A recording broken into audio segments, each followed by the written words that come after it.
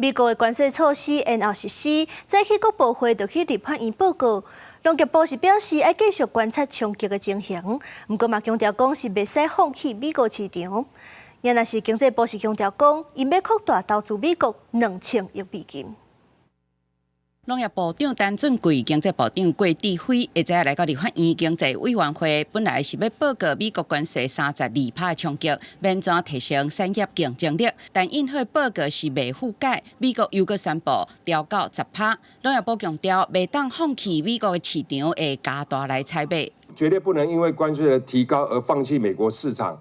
反而，我们更应该努力的去维持美国的一个市场，因为毕竟美国是一个我们非常重要的贸易伙伴。经济部是表示，官方会对美国扩大投资至少10年2000亿美金。政府跟国营实业在未来我们可以跟他谈的金额大概就是2000亿美金。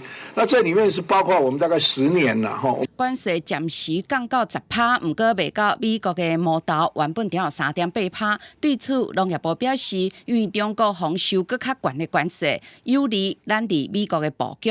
另外，小美国的台湾雕关税10%甲巴西是相当，敢会失去竞争力呢？农业部强调，机会是咧抢攻中国原来的市场。整个美国市场如果不萎缩的时候，中国这个高关税不能进去的时候，就是台湾还有巴西有可能去竞争更多的市场。针对畜牧业烦恼，为着要争取更较低的关税，台湾会甘愿零关税来开放美国猪肉、鸡肉进口。